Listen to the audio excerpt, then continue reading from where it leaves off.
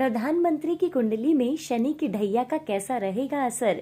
ये ढैया मोदी जी के लिए शुभ है या अशुभ? अप्रैल के बाद मोदी जी को किस बात की विशेष ध्यान देने की जरूरत है?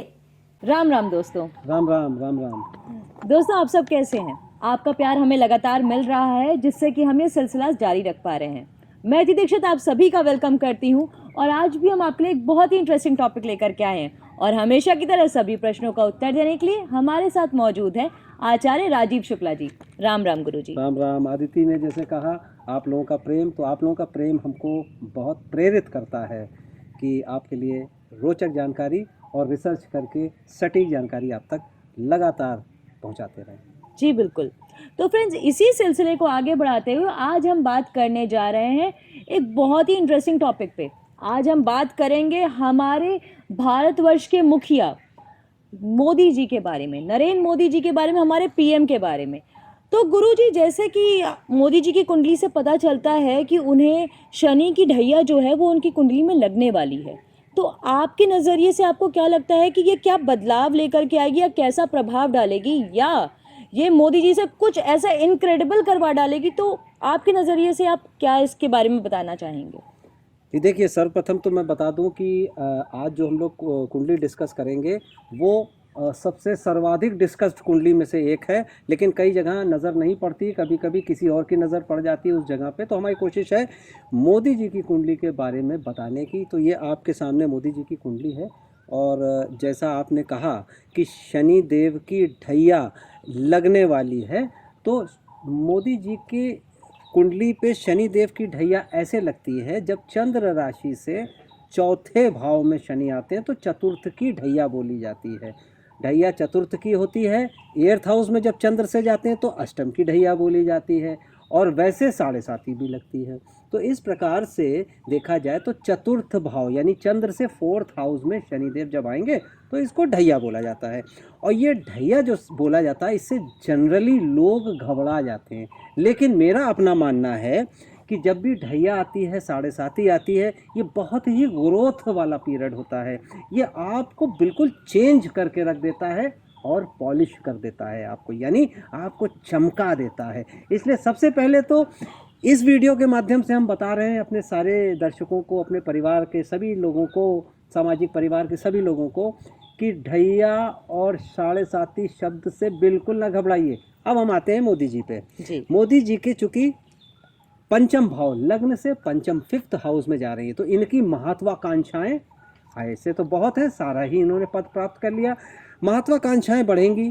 शनि की ये ढैया इनके लिए कारगर होने वाली है, क्योंकि एक बड़ी गुप्त बात ये है कि जब भी कभी शनि देव की ढैया लगती है और इसके साथ ही किसी पोटेंट प्लैनेट की महादशा शुरू होने वाली हो या पोटेंट प्लैनेट की यानी मजबूत प्लैनेट की महादशा में व्यक्ति प्रवेश करे, तो निश्चित रूप से सोने पे सुहागा होता है। तो इनकी शनि की महादशा, शनि की ढैया, इसके साथ ही जब चंद्र से चौथे भाव आप देखेंगे तो गुरु बृहस्पति देव के ऊपर शनि देव, यानी इनके अंदर बहुत सारे व्यक्तित्व में खुद में भी चेंज, क्योंकि शनि देव जब एक्वेरियस यानी कुंभ में जाते हैं तो बहुत सारे चेंजेस करते हैं, सामाजिक, आर्थिक, हर प्रकार से। तो ऐसे मोदी जी बहुत सारे चेंजेस करेंगे, चली आ रही चीज़ों को बिल्कुल ख़त्म कर देंगे और नई चीज़ों का निर्माण करेंगे। और ढैया का जहाँ तक प्रभाव है, इनके ऊपर पॉजिटिव प्रभाव पड़ने वाला है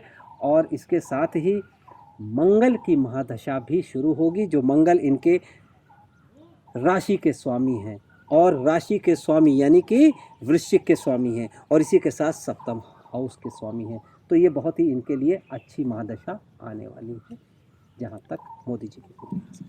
तो गुरुजी, जैसे इनकी कुंडली से पता चलता है, मोदी जी की कुंडली से, कि उनके ऊपर शनिदेव जो हमेशा से मेहरबान रहे हैं, ऐसा कहा जा सकता है, क्योंकि जैसा आपने कहा कि शनिदेव उनके बहुत ही पावरफुल एक प्लैनेटरी मोशंस में उनके स्टेबिलिटी लाते हैं। तो आपको क्या लगता है, हमेशा से उनके ऊपर मेहरबान रहे हैं, हमेशा से शनि की वजह से उनकी लाइफ में ग्रोथ है, या जो ट्रांसफॉर्मेशंस या जो उनका सॉलिड अफर्म्ड एटीट्यूड हम देखते हैं, जो वो स्टेज पे जाते हैं, जो उनका प्रेजेंस होता है, तो वो क्या उसकी वजह से है? बिकॉज शनि एक बहुत ही पावरफुल मोड में उनकी लाइफ में है। शनिदेव सबसे पहले एस्ट्रोलॉजिकली इसको मैं दो भागों में समझा सकता हूँ। एस्ट्रोलॉजिकली समझिए तो शनि देव इनके चंद्र राशि के नक्षत्र के स्वामी अनुराधा, और कहा गया है आदिति अनुराधा हरे सब बाधा। जिसके चंद्र अनुराधा नक्षत्र में हो, मंगल अनुराधा नक्षत्र में हो, तो आप समझ लीजिए सारी बाधाओं को दूर करने वाला। हाँ, ऐसे व्यक्ति को बाधाएं बहुत झेलनी पड़ती हैं। शनि देव स्ट्रांग निश्चित रूप से इनकी कुंडली में, एक तो एकादश भाव के शनि देव बहुत स्ट्रांग होते हैं, राज भाव के यानी कि सिंह राशि के शनि देव बहुत प्रचंड राजयोग देते हैं। और मेहनत देखिए, शनि देव डिसिप्लिन और मेहनत के स्वामी हैं, यानी जिसकी कुंडली में शनि देव स्ट्रांग होंगे वो मेहनती होगा, डिसिप्लिन्ड होगा और अपनी बात का पक्का होगा, और हमेशा कुछ ना कुछ क्रिएटिव और लॉन्ग टर्म थिंकिंग करता रहेगा। अपनी स्पीच में अक्सर Modi ji long term thinking की, लॉन्ग टर्म विजन की बात करते हैं। इससे प्रूफ होता है कि आपकी कुंडली यानी मोदी जी की कुंडली में शनिदेव शुभ हैं। तो जब शुभ हैं शनिदेव तो ढैया का प्रभाव इनके ऊपर शुभ ही पड़ेगा। लेकिन थोड़ी सी एक बात की जो मुझे इसमें चिंता दिखती है वो ये कि मंगल की महादशा, हालांकि मंगल बहुत पोटेंट है लेकिन मंगल दूसरे और सप्तम भाव के स्वामी हैं, तो इसलिए मारक भाव बोले जा सकते हैं। तो मारक में ये हमें समस्या, ये मारक मतलब कोई अनटूवर्ड इंसिडेंट्स नहीं है, ये जरूर ध्यान रखिए। मारक मतलब होता है स्वास्थ्य इत्यादि के ऊपर थोड़ा सा ध्यान देना पड़ेगा अब इनको मार्च के बाद से, यानी अपने स्वास्थ्य की भी बहुत ध्यान रख के चलना पड़ेगा। मारक डजंट मीन अनटूवर्ड, मारक का मतलब इसमें कुंडली में होता है कि स्वास्थ्य कुछ अप डाउन हो सकता है, उस चीज़ को अगर ध्यान रखेंगे। वैसे ये योगी हैं क्योंकि योगी का भाव शुक्र शनि एकादश में होते हैं, 12वें भाव में केतु जिसके होते हैं वो योगी मोक्ष कारक होता है, इसलिए ये स्वास्थ्य भी अच्छा रख सकने में कामयाब होंगे। तो गुरुजी शनिदेव 2012 में 2024 में क्या मोदी जी को विश्व गुरु के रूप में स्थापित कर पाएंगे? जो आगे आगे आने वाले इलेक्शंस हैं, जो चीज़ें होने वाली हैं, तो इसमें आपको क्या लगता है ऐसा क्या बदलाव आएगा मोदी जी के अंदर? देखिए, एक तो चंद्र मंगल का, चंद्र का नीचस्थ भंग योग लगा हुआ है। नीचस्थ भंग राजयोग एक तो होता है चंद्र का, दूसरा पंचम भाव में गुरु बहुत ही विद्वान। अब योगी जी और मोदी जी की कुंडली में एक समानता आपकी बातों से मैं निकल के आई है कि पंचम भाव में दोनों के गुरु बृहस्पति, यानी दोनों बहुत विद्वान लोग हैं। अच्छा, उसके बाद छठे इनके राहु हैं। छठे राहु होते हैं तो ये तमाम तरीके की बातें, शत्रु होते हैं लेकिन सब धीरे धीरे करके गायब हो जाते हैं।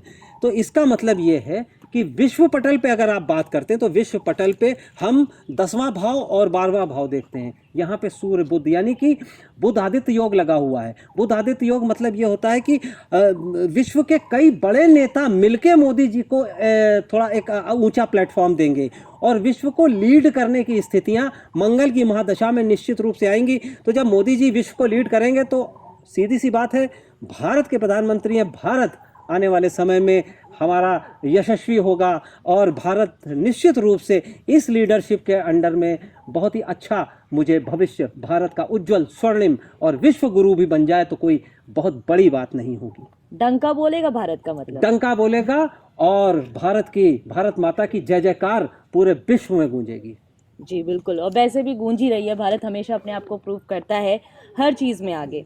तो गुरुजी आज आपने मोदी जी की कुंडली को बहुत अलग एस्पेक्ट में एनालाइज किया है। तो दोस्तों मुझे लगता है कि आपको ये बहुत ज़्यादा इंटरेस्टिंग लगा होगा। बहुत सारे, अगर आपको कोई सवाल है तो आप हमसे बेशक बिना हिचक के हमारे कमेंट्स में हमें मैसेज करके हमसे पूछ सकते हैं। उन प्रश्नों का उत्तर हमारे गुरुजी आपको देंगे।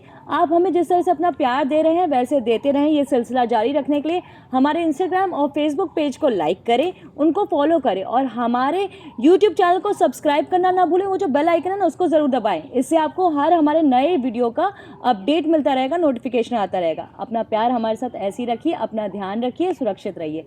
राम राम। राम राम।